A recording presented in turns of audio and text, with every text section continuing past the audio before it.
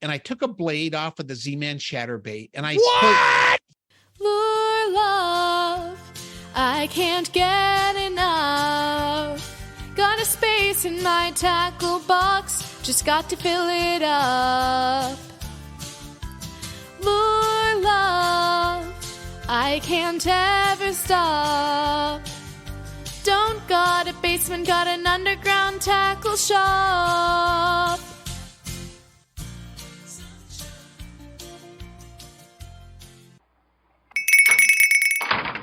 Wow, what a past couple of months it has been. I know, testing and researching, catching and releasing. And you both have done some traveling too. Heck yes. I went to Central Massachusetts to see my daughter, and she had me bring her some rods and reels and lures because she wants to try fishing on her own. That's so exciting to me because, we've always fished together, but this is the first time she's asked for gear, so now she can go out with her friends. Did you catch a lot of fish while in Massachusetts? Well, we caught fish, but we never came across a real honey hole. What we were really trying to do is just find a good bluegill pond more than anything else. We had fish fry visions, but it didn't pan out. Ha ha. Tim says the trout fishing can be really good in that area. He grew up there. That's right. The Deerfield River used to be one of my favorite places to fish and to swim. You need to check it out, Crappy Hippie. But parts of it are fly fishing only, so be careful. I don't want to have to bail you out of jail because you're using a spinning rod in a fly fishing only area. Come on, Tim, don't worry. I always check the regs carefully wherever I go. I mean, come on. Would I ever do anything to embarrass the podcast? Oh, no, never. Speaking of trips out that way, Tim was able to make it to Kansas City for a conference. He told me you two got together for some first-rate barbecue. Oh, yeah, it was awesome. I mean, that's what you do when you come to KC. You find a friend to take you out to go eat at one of our many, many world-class barbecue places. It was a great place, too. I got to try barbecue in both Kansas City, Kansas, and Kansas City, Missouri. Double header. Which was better? I don't know. I can't really pick. Both Slaps and Q39 were really good. Q39 is kind of hip and nice without being too upscale. Still has that kind of barbecue joint feel, but Slaps is more of what you would expect. It's screened in dining. We sat on this upstairs outdoor patio that was really cool. There's a line out the door, and all the food is served on those disposable dishware on metal trays. And it was great. And thanks to Kathy, I am now a huge fan of burnt ends. Did you do any fishing? There really wasn't time. Yeah, I kind of wanted to sneak a couple of rods in the car and then maybe go down to Call Point and try for some big cats. See, it's right there at the confluence of the Kansas River and the Missouri. The Call is what Kansas River is to us Kansans. See, the First Nation people who lived around this area called themselves the Kansa or the Call. I mean, the whole state's named for them. And people rarely call the Missouri River by its official name either. It's generally nicknamed the Mo. But we didn't get to go down there. My schedule was so tight. I was busy from morning until night, and sipping and fishing on the river sounded good, but it had the potential of distracting me for what I was ostensibly there to do. So I said, just grab Kathy and guide me to a good barbecue joint instead of a fishing hole. And that's what we did. To think after working together on podcasts for 3 years, you two finally got to shake hands. Shake hands? To pull a quote from the movie Tommy Boy, brothers don't shake hands, brothers hug. But you're right, Lucy. It's amazing to me how we did so much together without actually meeting in person. Of course, next time it's our turn to get out to Dayton for a day or two. We can let Kathy run around and go picking, and Tim and I can sneak off and fish somewhere. I never fished in Ohio, and I sure would like to change that. That would be a memorable time for us all, I am sure. Okay, now, let's get started. Who wants to talk about ICAST? I do. Of course we do. It is the largest outdoor retailer show in the United States. ICAST stands for International Convention of Allied Sport Fishing Trades. People come from all over the world to take part in it. ICAST began in 1957 and has grown year by year. This year more than 12,000 industry insiders came to Orlando, Florida to attend. All aspects of fishing gear are represented, including lures. Hundreds of lures from more than 130 different companies. See, ICAST is not a fishing or outdoor show like they have in the late winter all around the country. Yeah, you can't just show up in Orlando and buy a pass and go into ICAST. It's only for outdoor gear and fishing tackle insiders like buyers and company reps, pro staffers, fishing celebs, designers, and journalists. Indeed.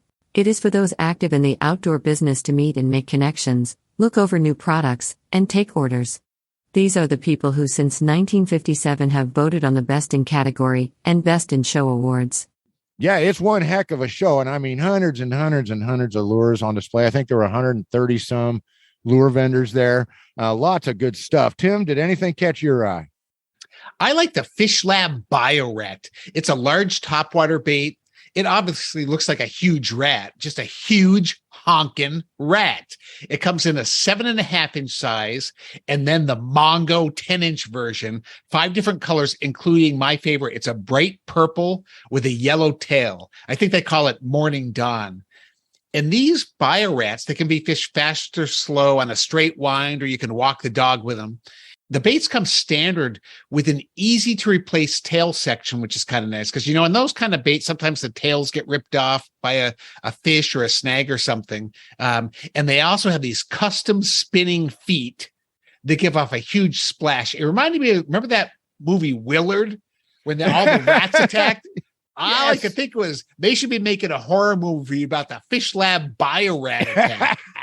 I love it. I love it. It sounds like it. I'm just sitting there picturing the kind of fish that are going to go for that. It's really got me, buzzed. The other thing that I liked that I saw was the Bass Mafia Dangerous Swim Bait, designed by Bassmaster Elite Series Pro Chris Eldane. The bait has a realistic body, and it's a natural swimming action, a paddle tail, but they're hand painted. And what I really like that about them is they have these yellow eyes that are very cool. They really pop out. They're forward-looking holographic eyeballs.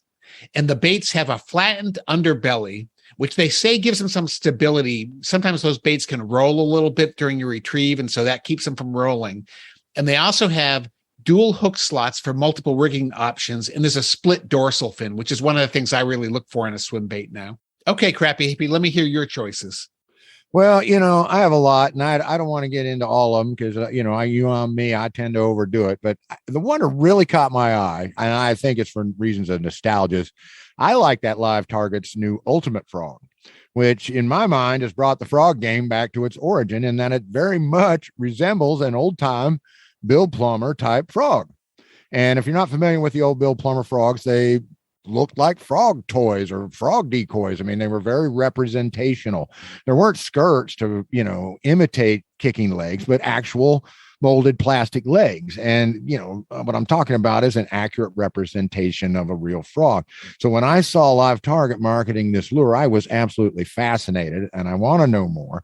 I want to know the specifics. I want to know what plastic it's made from, and so on and so forth, because it looks really tasty, but I really need to know what makes this repop worth the $17 they want. Okay, Lucy, we've had our say. Now tell us what looked good to you. It's a tough call. We have done so many stories and have made so many friends with the podcast that it is hard to decide. However, I think one needs to apply their own standard of excellence when choosing. It is not about what a tackle rep thinks about the bait, but how it applies to what I am doing and where I fish. I like the Z-Man Hellraiser and Berkley Gulp Surf Bites. Ooh, those are good choices too, Lucy. I just got to get and check both y'all's choices out in detail. Now let's take a look at what the experts in the outdoor business voted for. There are over 30 categories of outdoor gear on the ballot. Things like rods and reels, as well as camping gear, apparel, sonar, and other electronics. However, we are only interested in the 6 categories that have to do with fishing lures. Spoiler alert, a lure did not win Best in Show this year. A small company won for their cooler vacuum sealer combined machine. They were a first-time exhibitor, which makes the triumph even more remarkable. Those coolers really are cool. I mean, it takes preserving the catch for the table to a higher level. The cooler was invented for backcountry salmon fishing, where that rich, tasty fish needs to be processed right away and kept cold until a fishing trip of potentially several days is over.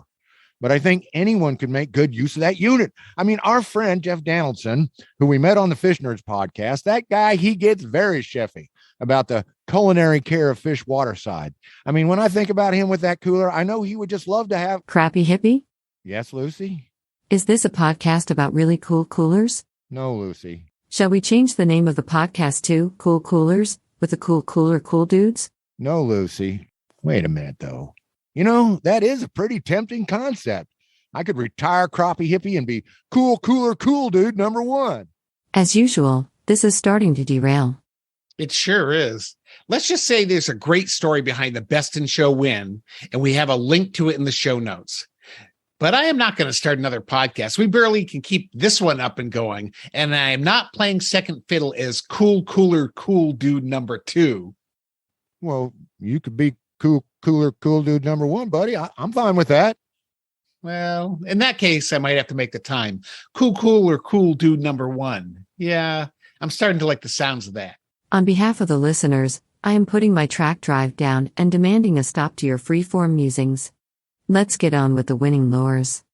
Okay, sorry, Lucy. Let me start with our friends at Z-Man, who took home 2 Best in Category awards. Yeah, it's awesome. One was for the best saltwater soft lure, and it's called the Z-Man Kicker Crab Z. Now, here are some descriptions of it. I'm just going to kind of ad-lib this. I took this off the Fishing Wire. This was the creation of Z-Man president and saltwater angler Daniel Nussbaum. And the Kicker Crab Z is one of the best-looking crab baits out there because it actually mirrors the sideways swimming action of a live crab. A lot of realistic crab lures, but I guess most of them meant to be on the bottom, just kind of sitting there. This is one that's meant to be retrieved, and it has a little curl tail. So it has like a claw trailing along behind it, which I guess is very similar to true to life motion. Tim, you fished in the ocean. Is this what's going on with this bait? Does it look real crab-like to you? Yeah, it sure did. I mean, not in the exact shape of a crab, but in the motion. When I was a kid, I would go out on these salt flats and you would see the crabs coming in with the tide, and they scurry along the bottom. They're kind of half running, half swimming. The blue crabs did. And this looked like a great imitation. So would you try it out where you live there in Ohio? Well, I don't see why not. You know, a lot of these saltwater baits you can use in freshwater too. It's not a big, huge saltwater bait. It's not like something that, only huge striped bass are going to be able to eat. It's a good size for freshwater. I know largemouth and smallmouth would eat this crab no problem. It's just 3.5 inches. So I think where you're fishing shallow water in a river or something like that, it would look a lot like a crayfish or just something scurrying along the bottom. It might even look like a small turtle. So I think it'd be a great freshwater bait too. Well, I agree completely. And they're very excited over at Z-Man because they've accounted for 7 different species with the bait, including largemouth bass. And they're looking for people to send in information and pictures and so forth about other species that they catch on the Crab Z. So I'm thinking maybe I'll take it down the river and try for some big old drum. I think they'll find that very attractive. I would dose the daylights out of mine in Procure crawfish scent and try it out on catfish. Catfish? Oh yes. Blue cats are especially aggressive hunters, as are flatheads. But the main thing I notice when we go catfishing is that you and Tim have a very hard time sitting still and watching your line. But if you could throw out a set line and then fish a lure at the same time, our catch ratio would get better. Remember last time we went? Well, yeah, I did miss several strikes because I was chasing butterflies. And I missed a couple chances because I was doing sandwich concepts with flat rocks and milfoil. But now you can set out a baited line and then throw your Z-Man Kicker Crab Z and fish it low and slow for those whisker trout. It'll keep your eyes and mind on fishing, rather than rock sandwich stacking, or running into a tree while pursuing a zebra swallowtail. And if we catch a flathead, or a blue, or a channel, or a quillback, or a buffalo, or a gar, then we could be the ones to add a species to Z-Man's list. Oh, they'd be so proud of us. Please remember that I am proud of you no matter what. Oh, Lucy. On the next category where Z-Man took the top prize was in the terminal tackle category, the Z-Man Diesel Eye Jig Head. Now, this jig head is built for big, tough predators. Its hallmark is this eye strike 3D eye design that creates a prominent strike target for fish. I love lure eyeballs. It comes in a heavy-duty 6.0 or an 8.0 black nickel needlepoint hook, and these hooks are super sharp. And the jig head has dual conical keeper barbs that grip those elastic plastics so they won't come off. And, John, in my opinion, those keeper barbs That's one of the most important features of a jig head. If your plastic bait doesn't stay on that jig head, then what good is it? And these also have a molded retainer collar that accepts easy skirts from Z-Man for dressing up a soft plastic presentation. So these jig heads, they're great with large baits, your 5-inch or your 7-inch diesel minnow Z's. And the jig heads come in 6 weights. These are big, from 3/8 of an ounce all the way up to 3 ounces. Whoa, that's a honker. Now, the thing about the eyes on this, they really are fantastic. But the idea that fish target the eye of a forage fish, I would like to see the research around that theory. What do you think, Tim? Yeah, I don't know. Ice fishers especially will use that fish eye for bait. And there are some ice fishing lures that all they look like is a glow in the dark eye. Our friend Charlie McGee of Bucks, Bass, and Beyond Guide Service, he uses those spoons that have an eye spot on them, and he swears by them. When I was fishing with him, we caught lake trout on them. And there are other jig heads with eyes, like the freestyle jig for crappies. Some anglers absolutely insist there has to be an eye on the lure, and they have the fishing evidence to back it up. And then there's the Three Stooges, John. Mo always targeted Curly's eyes when he went in for that poke in the eye. He got him right in there. So he didn't poke him in the nose. He didn't poke him in the chin, right in the eye. So I think even for humans, the eye is the way to go. Whoa! Ow! Whoa! What'd you do that for? Yeah. Listen, yo. Well, I tell you, Three Stooges had it going on because, probably it definitely is going to, it's where the fish wants to hit, right on the head, just like in a person, I suppose. But I'm telling you, for all you folks that like a nice big eye on a bait and you fish in the salt or you fish for big old freshwater fish, this is a jig head for you. It's a killer design. I mean, the eyes are huge, but not disproportionately so.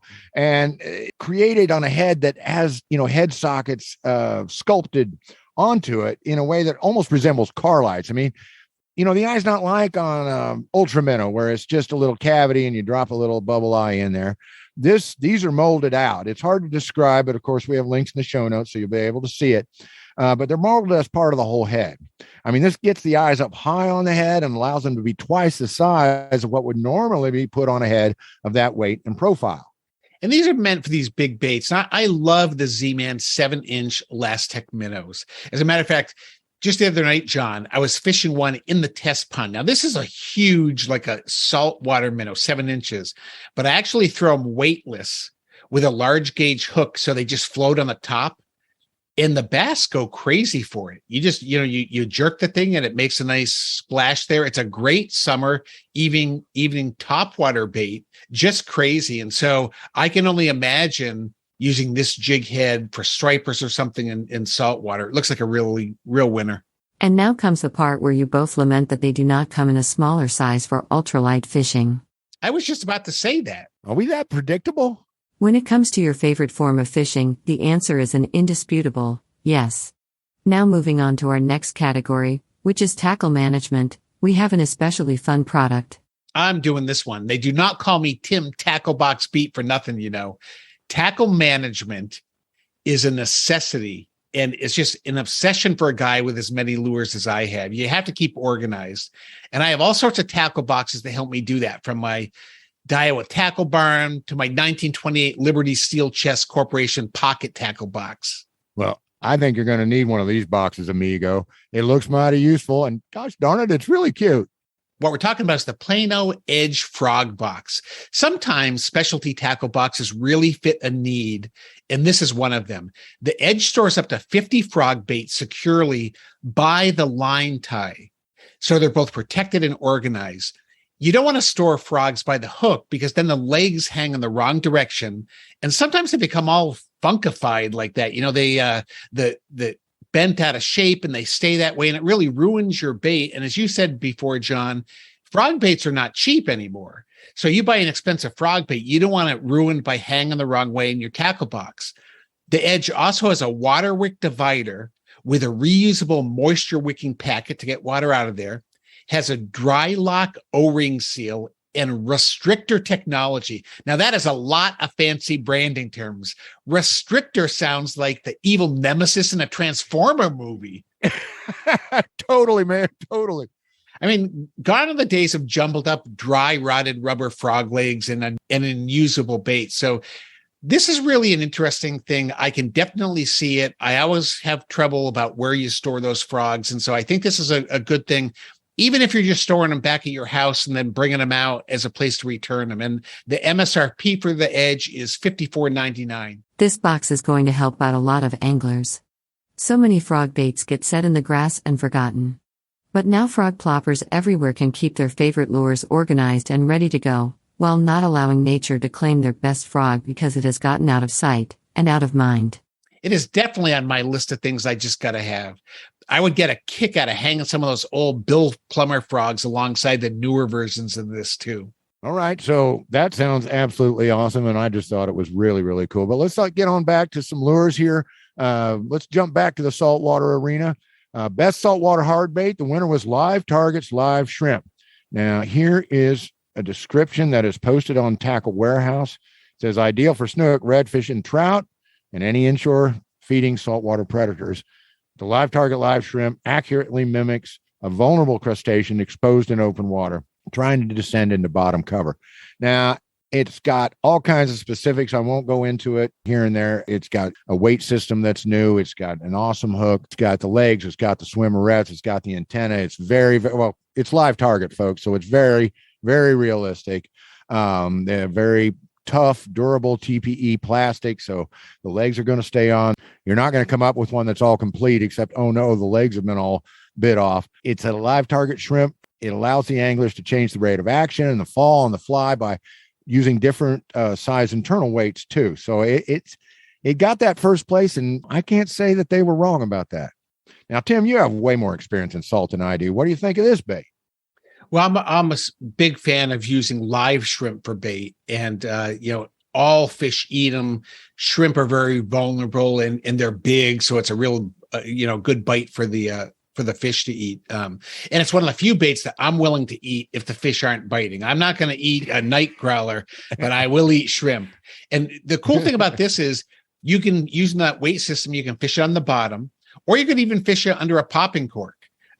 So you're getting the fish's attention with the popping cork, and then they come up to look at the cork and they see this shrimp bait too. It's a really cool looking bait, and the 1/4 ounce size is only 3 inches long. So here's another saltwater bait that I think would be great for freshwater too. Rivers, streams. I know bass, largemouth or smallmouth would definitely eat this. Oh, I have no doubt that largies and smallies would definitely climb all over it. I agree completely. It's something that just screams food. I mean, when it comes to designs that constantly surprise, Live Target is certainly a company that likes to push the envelope. They like to go realistic, like their hollow-bodied mouse that won the best category at ICAST in 2011. Oh, yeah, they're no strangers to the winner's circle, that's for sure. Tim is just going to have to take us inshore fishing, right, Crappy Hippie? Yeah, he sure does. Well, I guess I need to put that one down on our ever-growing list of things we want to do in the mystical someday, because I know somewhere between Florida and Maine, there's a speckled trout with my name on it. Whenever and wherever we make that one happen, I am definitely bringing some of those shrimp lures with us in both the 3-inch and the 3.75 inch.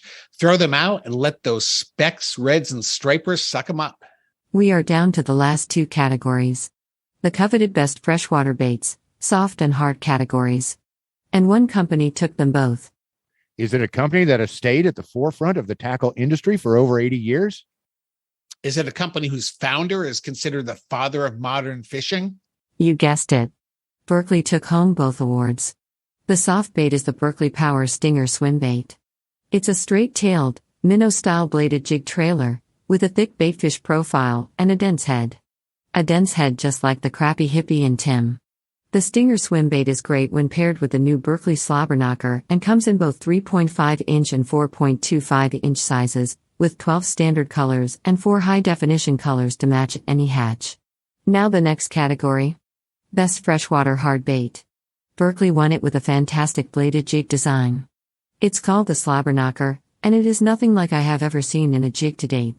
John, what do you think of this design? In a word, powerful.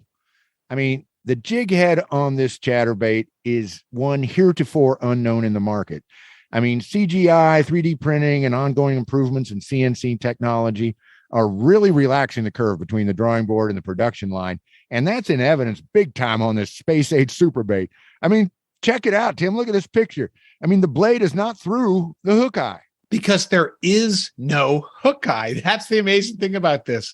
The blade is carried by the head itself. It's actually part of the overall head shape. So there's this oval cavity that the blade is nestled into, and there are these large cone-shaped holes that they have to be part of this whole sound amplification effect that the lure has. I've not seen anything like this, but I really wonder when you fish it if it has a different feel than most other baits like this. I have a sense that it does. With the blade being part of the lure, it's not quite, but kind of like a lip bait. The vibration is bound to be tighter and move through the lure with a stronger signal as it vibrates. That's what I think. And I know our friend Angie Scott saw it run at the show, and she ordered a dozen of them right off. Even with today's computer aids and state-of-the-art tools, coming up with a new take on a well-examined category like blade jigs demonstrates an innovative impulse, backed by the wisdom of experience. Okay, now, all these baits we're talking about, they were announced in the July show, but a lot of them probably aren't going to be out until next month. A few of them are coming out here and there, but they're selling out really quick. But just get those show links, keep checking with your retailer, and sign up to get a notification when they come in, because all these companies are anxious to get these baits out and out to you and into your tackle box. So just keep checking. If you can't find them, don't get frustrated. Just know they're doing their best, and they will get them out to you sometime in September. And I'm going to do my best to get us in line for some of these samples so we can review some of these baits ourselves. I hope you are successful. The demand is going to heat up quickly, and retailers are going to find it difficult to keep them in stock. No doubt. Come on, Tim, pull up your contacts pod, bro, and let's get emailing. Okay, you too. You have had several weeks to get out and fish. What have you got for us in terms of testing lures for the nice companies that sent us stuff? Well, I'll start off. I have had a lot of fun checking out the 10,000 fish headhunter swim bait. I got it in our mystery tackle box that the great folks at Catch Coast sent us. I've always wanted one of these little bluegill looking swimmers, and this one has a real nice action on the swim. Now, at a half ounce, it is a bit heavy for the ponds I generally fish, but man, it did not leave me short on strikes wherever I tried it. The pop-out hook is a novel design and seems to work really well. It's on top and hidden by a split dorsal fin, so the bait is out of harm's way for weeds and other obstructions. Is that one of those baits with a magnet to hold the hook down? That is exactly what it is, Tim, and it is very effective in terms of weeds. The hook stays hidden down in the body slot, and the point is covered by the split dorsal fin. When a fish hits, the hook pops out like a switchblade, and it gets the hook set. Now, when fishing wood, you're going to have to be a little more careful because the hook is very high quality and sharp as heck. And the problem isn't nudging it over sticks and logs. Like I say, the hook's on top, but when you get into the heavy brush or you're down low into a brush pile, and the brush is really thick, it's easy for a something overhead to sweep that fin aside and to hang the lure. So weeds, no problem. Wood, you're going to have to feel it through and be a little more careful. So you can't throw it into cover with the impunity of a Texas setup. Well, no, you can't, but gosh darn it, let's not fault a bait for not being good at everything. So very true, John. The function of a swim bait is to swim. I think one gets the best action out of the headhunter with a steady retrieve, mid to low in the water column.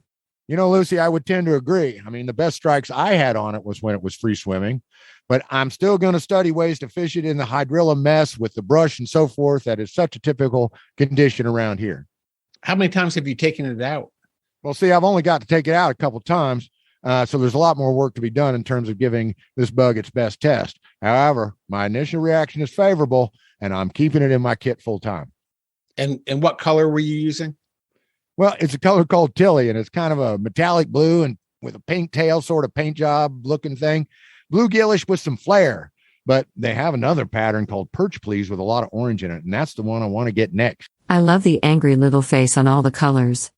It's fun. It's like the lure is daring fish to strike it. And apparently they take that dare quite easily. So, John, are you looking to up the orange because of that private lake you fish with Tommy that has all the carp in it? Oh, you guessed it, Lucy. And for that spot and for points east, where there are more pumpkin seeds and yellow perch and things like that on the menu for the big fish. Okay, Tim, I've gone on and on about my lure. It's your turn. Well, John, I like to use lure clips to make changing lures quick and easy. I hate being on the river and having to retie a new lure to fish a deeper hole and then have to tie in another one downstream where the river is shallower. So I've been using lure clips for a long time, but the problem I've had is product quality. Most of what I get are from overseas, and they're not very expensive. And a lot of the clips either have too large a gap at the line tie or too large a gap at the lure opening. So sometimes I either lose lures because you're not actually pulls right off of it, or you get a hit or something and the lure pops right off. But Al's Goldfish has solved the problem for me with their new quick clips. These clips were originally designed for fly fishing, but they are great for lures, both small lures or larger lures. And they're small enough so that they don't impact the action of the lure. I don't think fish really see them or mind them on there.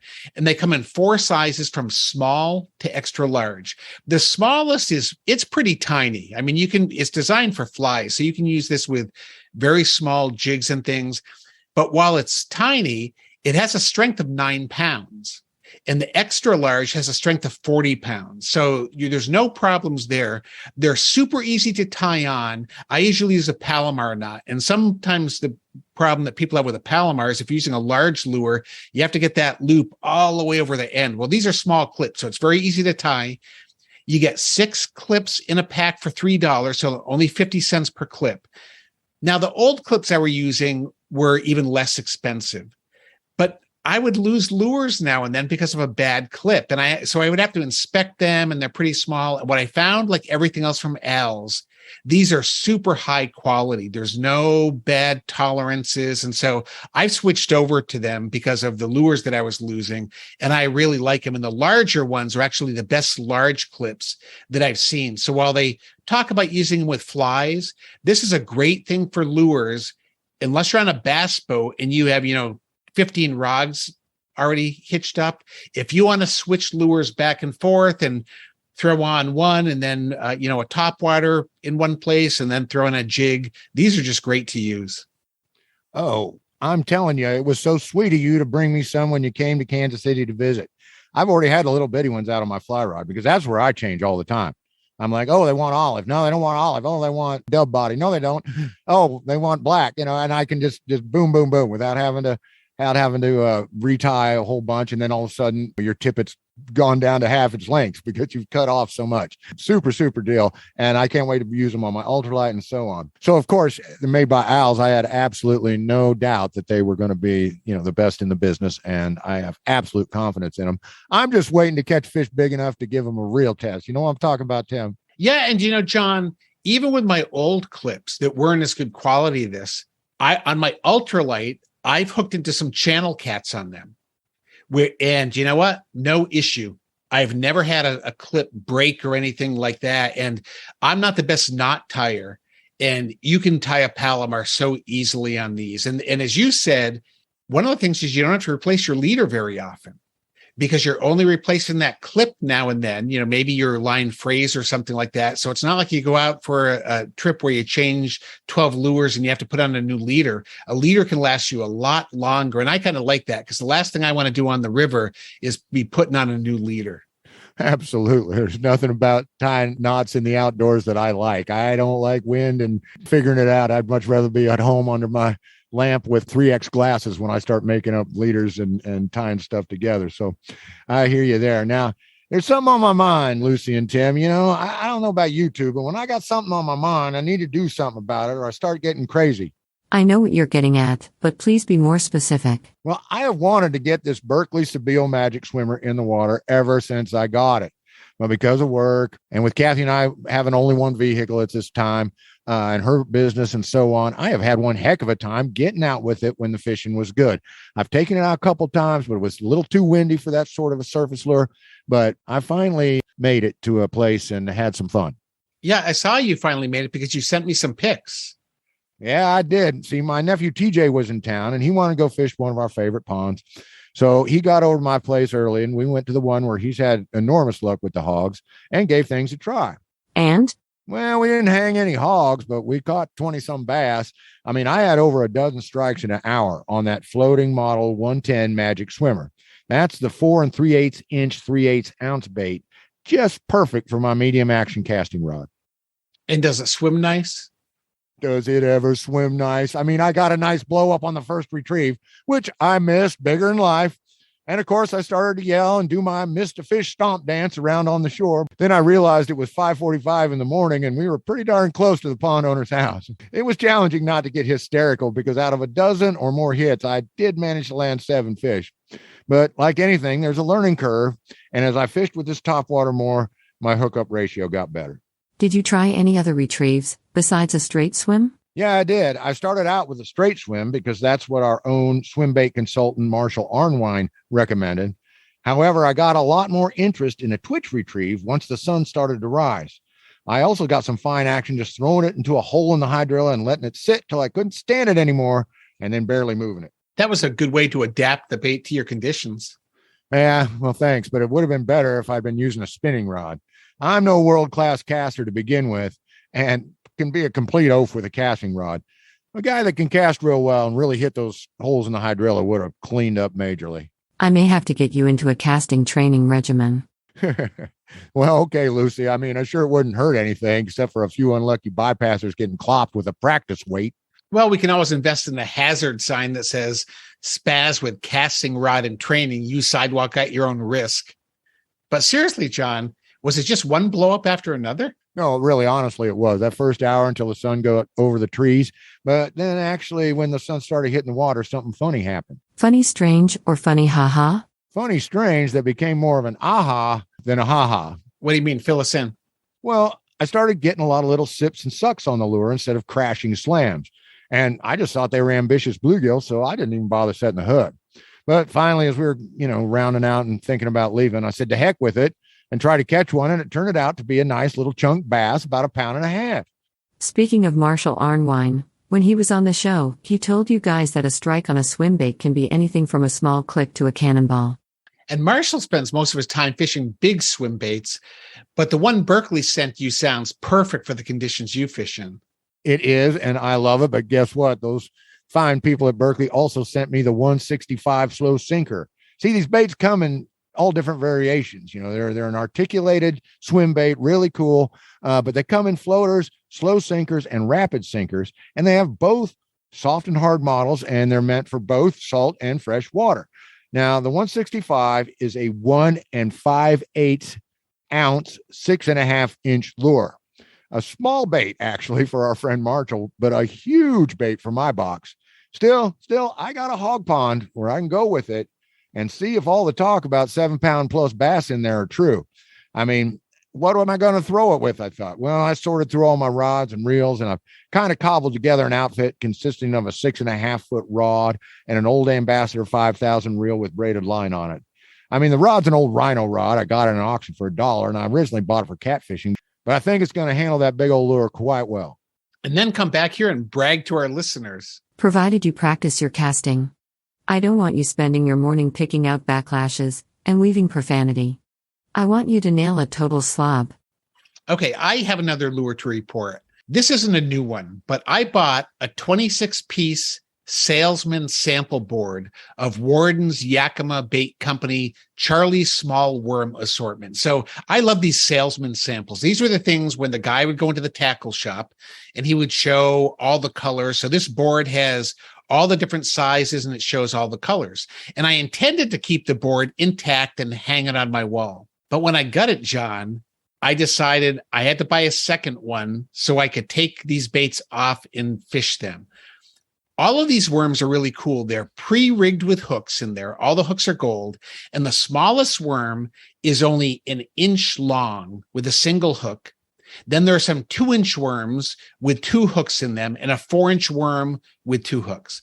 All of these worms are very thin, and they're made from what looks like a kind of a firmer type of plastisol because they're old. It's not elastic or anything.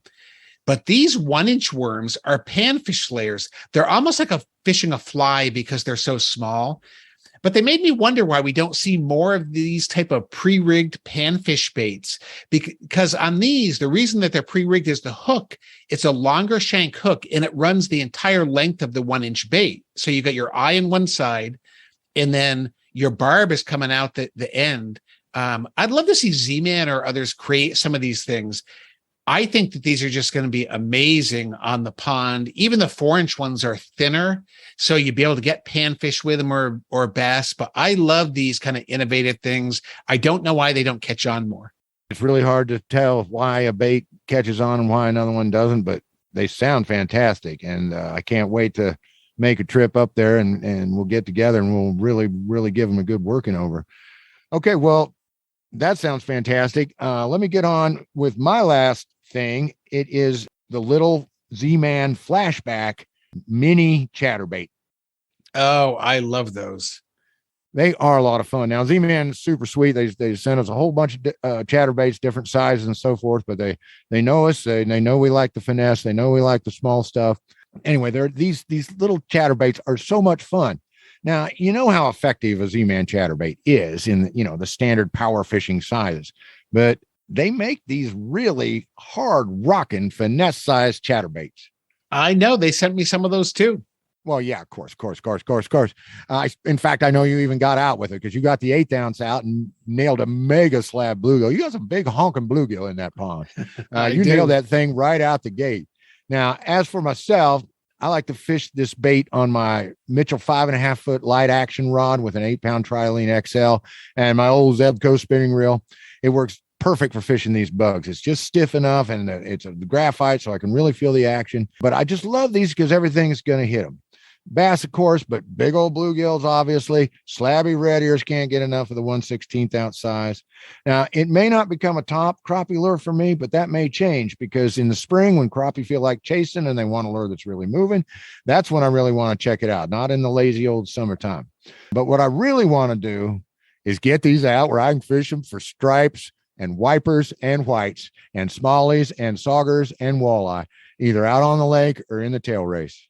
I have a feeling a drum is going to come along and take you for a ride. It sounds like a perfect lure for them. Oh, yeah. A drummer would gobble these right up. Indeed, Lisa, you're all over it. The point is that I got to get off the pond and into a reservoir at my first opportunity so I can give these a real good test in those conditions. I mean, one has to be careful with this bait. I got to fooling around with pan-sized fish down at the test pond one day at lunch. The fish were hitting so much, it sounded like kids were swimming in the pond, except there was no screaming and laughing. But the splashes from fish chasing bait up onto the shore and hitting it was just everywhere. And I was having so much fun with my tiny chatterbait. And I put a little 1.5-inch Charlie Brewer paddle tail and motor oil on it. I got so excited, I kept forgetting to check my knot. And after about 20 bass and as many bluegills, I should have known better. That you were making a classic beginner's mistake? Oh, yeah, the classic downfall. I felt a little tick, but set the hook on a big girl. That stole your bug away. You told me you screamed so loud your neighbor on the riding mower looked up. Yeah, he did. But he's lived by me for so long, he's used to my antics. Don't take it too hard, crappy hippie. The specific lure you fished was the Z-Man Flashback Mini, but Z-Man has several styles of smaller chatterbaits for fishers like you and Tim, who prefer finesse. There are a number of retailers where you can get a replacement. I love these Z-Man chatterbaits too. I've always loved fishing jigs, and a bladed jig is even better. And with a small size, you can catch panfish, and these work really great, especially if you have turbid water like I do. We have a lot of muddy water, and so it's harder for the fish to see them. And it gives just enough of that vibration for the fish to be attracted and come close. And I've noticed the panfish go crazy for the sound. Even the little tiny ones that are the same size as this chatterbait, they will chase the thing around. It's like the blade just drives them crazy. And often I let it drop down to the bottom and then I rip it up. So I'm fishing it like a jig, but when I rip it up, it gives that sound and then I let it fall down again. And Z-Man, they're just the king of chatterbaits. And this smaller size is a whole different thing. Like you said, John, we're used to seeing the big ones, but if you fish finesse and ultralight, you have to try out these chatterbaits. Absolutely. Oh, I got to confess, I told a lie. Can I do one more, Tim? Can I do one more? Sure. All right. I just got into these here in the past few days, but we got so much great stuff from Catchco in our mystery tackle box. I got to take out the ExoNed tail from BioSpawn. We got several good looking baits from them in our mystery tackle boxes from Catchco. Like I say, everyone's a winner, baby. That's a fact. Please do not trigger that earworm. It will have crappy hippie mumble singing to himself for days. Yeah, and it might cause me to need treatment at a mental facility, which I definitely do not have time for. Anyway, there was such a generous selection of BioSpawn baits in my box, and I've got a lot of fishing to do. So was it Ned-tastic? Well, as far as the look and the original intent of the design, yes. It goes on an offset Ned and stands straight up and looks fabulous. But what? Well, I had more luck fishing it other ways. I actually caught more fish dropping it down with 3 BB shots. It took 3 split shots? Yeah, Lucy, it took 3 BBs to get that thing down. I mean, I was surprised, but these fat little fantasy creatures have amazing buoyancy. They remind me of a big old tomato hornworm or a chubby catalpa caterpillar. I mean, it's an elastomer type plastic, so it's really tough. And of course, it floats high. And I pulled a page out of your book, Tim. I put a little hook on one once and ran it as a topwater and even caught a few doing that. Do you think a Neko rig would be effective? No, I sure do. And I tried a Texas rig with some success as well. See, right now, the pond lakes, out here in my side of the Midwest are so warm and so full of algae that the bastards, they're just plain lazy. They want a slower moving bait, but one that is moving because they're feeding on all the juvenile fish from the spring spawn and so forth. Also, most waters here are so full of stuff that a long, slow, bottom-hugging Ned retrieve can be a bit frustrating. I mean, I will sit there and count off between lifts so the cast takes a minute or two to get in, only to find that I've been dragging a piece of moss or grass the whole time, which is really frustrating. That's why there's other rigs I want to try. Now, there's one rig I really want to try. I am completely inexperienced with this rig, but it's high time I change that. And that rig would be? The Jika rig. I mean, I've got all the stuff. I've got wire, split rings, weights, and all that stuff. And then on Jimmy Lee's feed, he shows several ways to rig up Jika rigs, large and small, all kinds of ways. I just got to try it. I mean, you fish it slow, move it shallow or deep, but it just keeps that bait just out of the goop zone. So you can fish it real slow like a Ned rig, but you're less likely to get all that disappointment when you find out halfway through your retrieve, your lure's picked up something that probably is turning off your strikes. I mean, this high riding little space bug would be very enticing in a Jika setup, don't you think? Well, what does that setup actually look like, John? Well, a Jika is basically you hang a bell weight or a casting weight or a dipsy, whatever, or even a bullet weight, but whatever, you hang it down, anywhere from 1 to 6 inches off the hook eye. What like what Jimmy Lee generally does, he gets a plastic worm hook, he'll put a split ring on it, then he'll run his weight or the monofilament or the piece of wire that he's going to put the weight from onto the split ring. And then, so the weight hangs straight down. It's kind of like doing a drop shot. And it reminds me of what they used to call an Italian drop shot, where you only come up 2 or 3 inches off the weight and then put your drop shot hook on like that. It's very, very similar to that. So, but the original Jikas were made with wire, but a lot of guys are saying, hey, why not just use a heavy piece of mono? So you can look it up on the internet. There's a million videos on how to do it all already. And of course, we've already recommended Jimmy's feed. He has tons and tons of tackle hacks, but it's a great bait for fishing close to the bottom, but staying just off the bottom enough that your lure stays clean. It sounds like the way to go to me. What do you think, Tim? I'm all for it.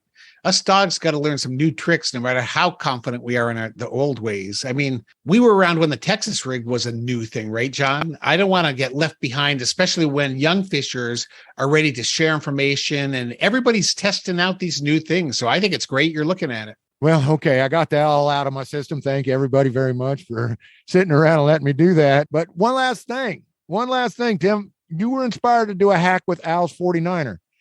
Tell us about Tim's 49er hack. Oh, yeah.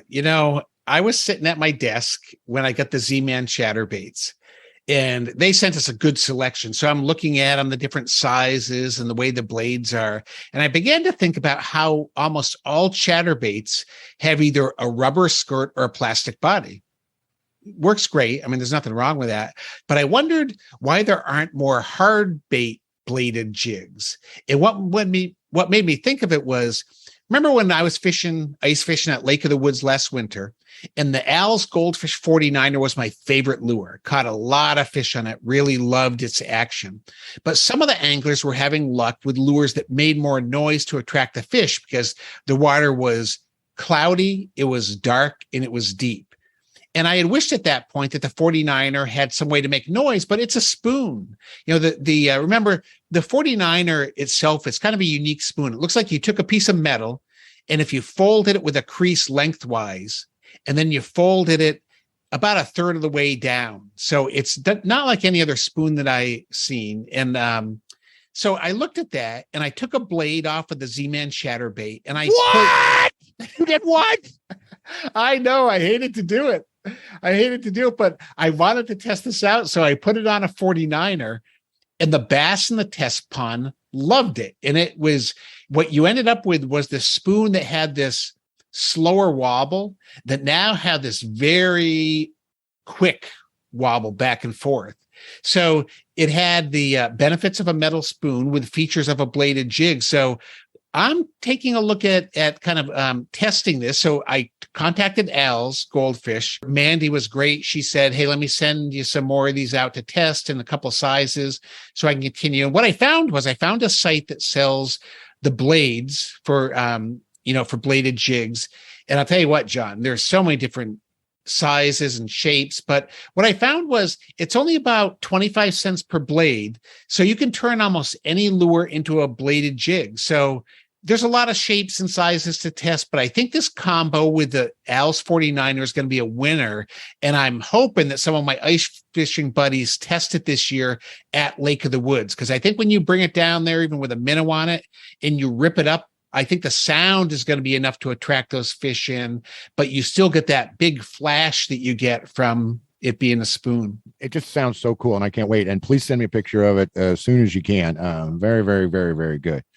All right. Well, you got any more to talk about testing? Anything you want to test coming up? There's always more things to test, but I'll make sure I send some of those out to you so you can test them out your way too, and we'll see what happens with it. Who knows? Maybe Al's will add it to their lineup at some point. Oh, yeah. They call it the Timbro. All right. So that's a test for now, but we will be back next month with some more test information on all these wonderful lures our good friends in the tackle business has sent us.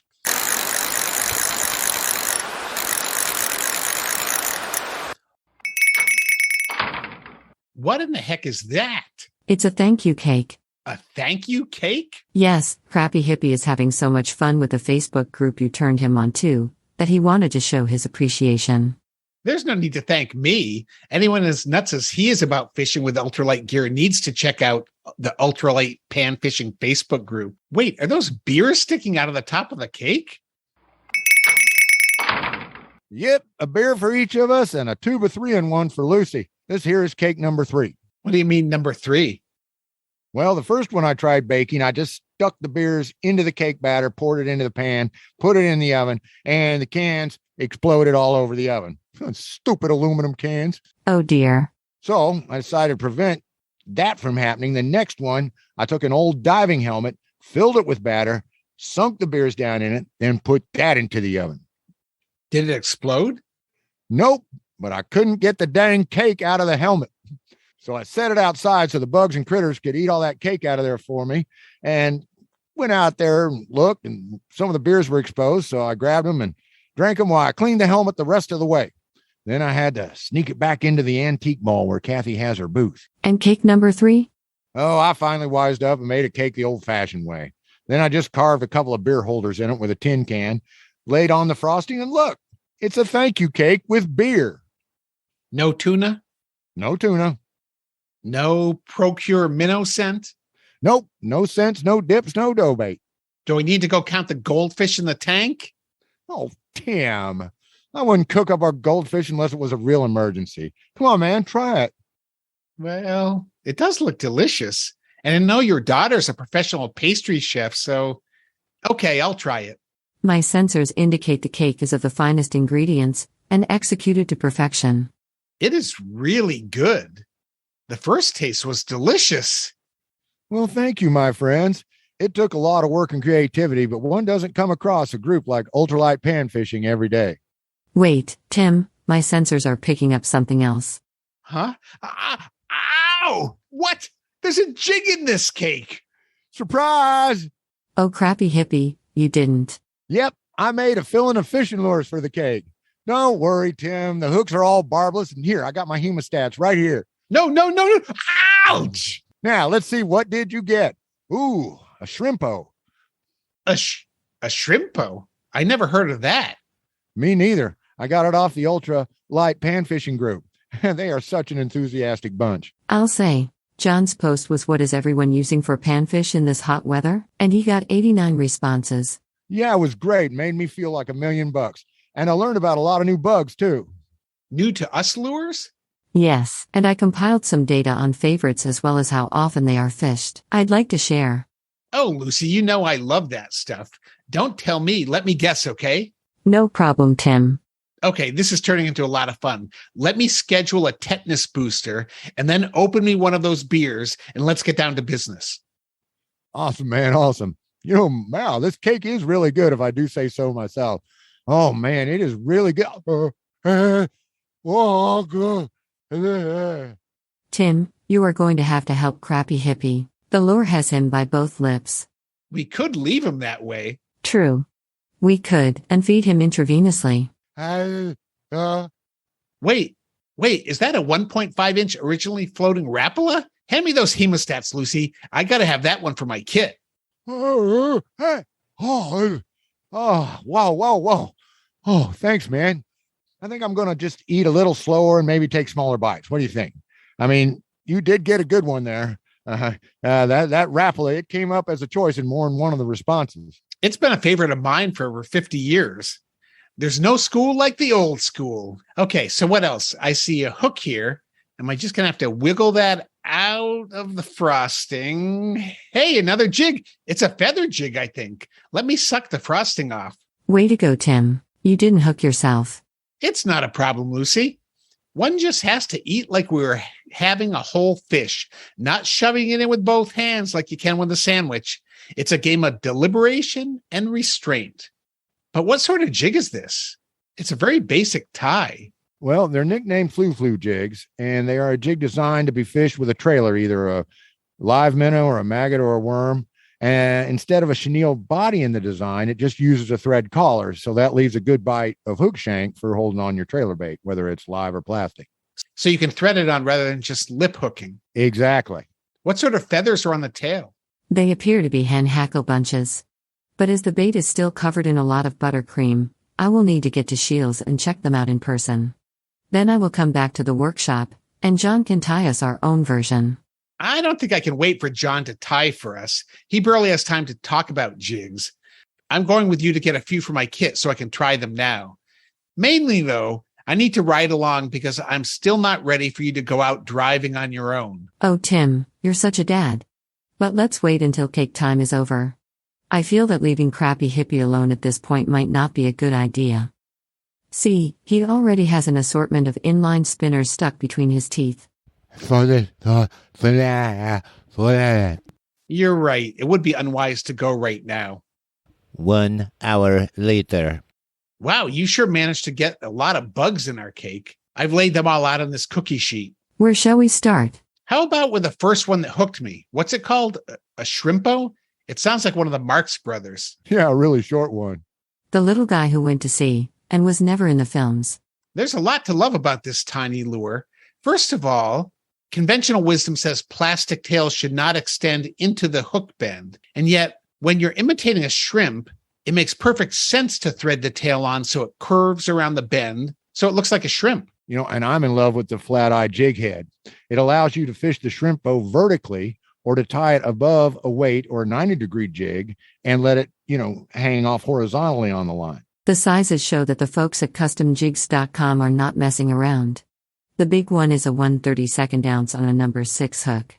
Then comes a 1/50 ounce on a number 8, and finally a tiny but deadly 1/100th ounce on a number 10 hook. Of course, when one sees a bait for vertical jigging presentations, one instantly thinks ice fishing. But I could also swing that tiny shrimpo for trout with my fly rod. Fishing a plastic jig with a fly rod? The Fly Angling Purity League cannot hear of this. When Crappy Hippie suggested slathering a muddler minnow in crawfish dip, they caught up with him at the border and confiscated his fly rod and all his flies. I think our listeners have my back on this one. And you can scan the tackle shop every day for electronic surveillance, right? Affirmative. Yeah, I think we're good. We have the Facebook group of alternative fly tying materials as allies. Well, it's definitely worth the risk. These things are trout candies like I have never seen before. Custom Jigs and Spins also makes the FLu jig. From what I've seen on the blogs, this jig is ubiquitous in terms of style. So now any jig tied in this fashion is called a FLu.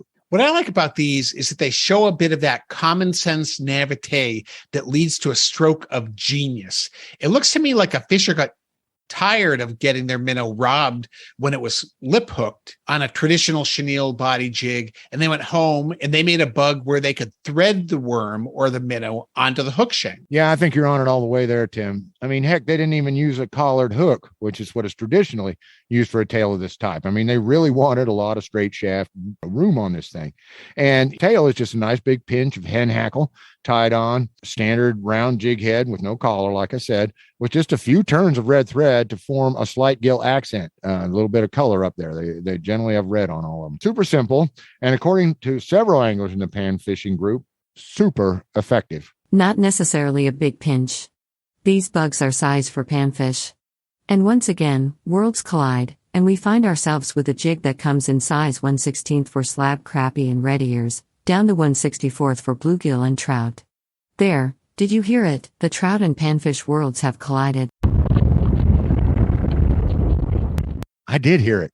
I don't think we can really separate lures for trout and panfish on this show.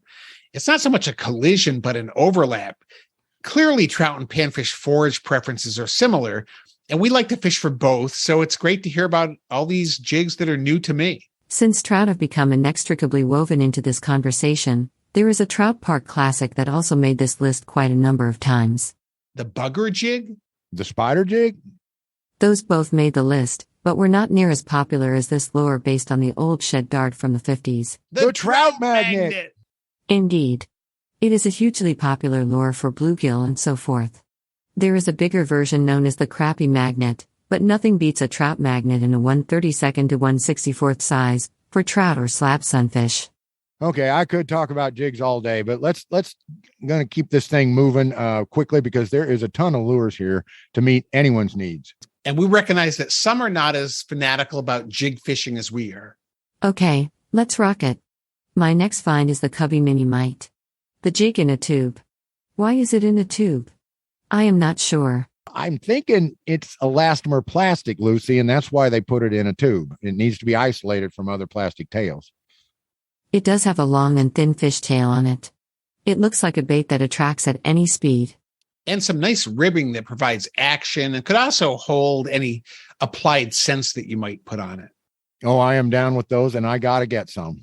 This piece is a dream come true. I love finding out about new baits, and I am boiling with bug fever.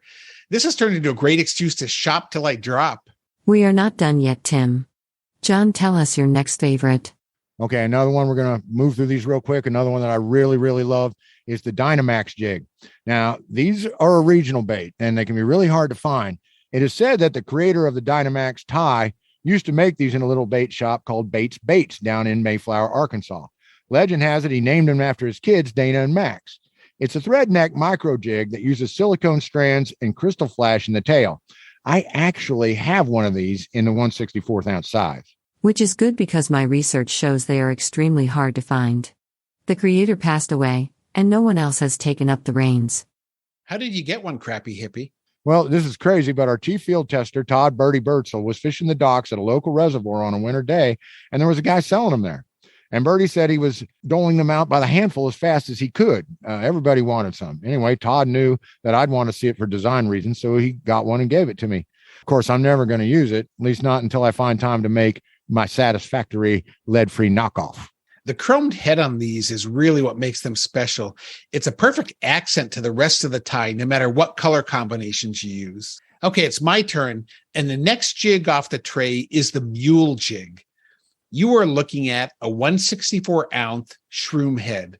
Micro Ned fishing Are all of my dreams coming true? These are also made with a secret alloy that is less than 5% lead. Their horsefly tail or the minnow tail are both outstanding looking tails. Where's my credit card? I need to get more of these. Oh no. Mule Jigs is out of stock. Oh no, Lucy, would you please set up an in-stock notification for those? We just got to have some for the shop. Okay, 2 more, then we are moving on. I like the Keystone jig. It is a regular jig with a tiny plastic minnow as a tail. It is small enough for those big bluegill that feed on minnows in addition to insects. And for crappie and pan-sized bass, it is a true winner. The designer is named Joe Renosky, and they are sold as Renosky minnows by several outlets. Or you can find a link to Joe's Reno Bait Company, and all the rest of the jigs we talked about in the show notes. Okay, and finally, I promise this is it, but I can't get out of this thread until I mention homemade jigs. The good old spider leg jig was a favorite. The standard white jig with the red accent was ever popular. Bucktail and hackle collar jigs also have their proponents. And of course, your regular chenille body jigs. Now, the fun of jig tying is you can match the demands of your area and also get creative and try new things and search out new ways to get the bite to happen. Oh boy, now it's time for the guessing game. You know how I love contests involving statistics. Okay, Tim, I compiled some stats on how many times a different lure or lure type was recommended.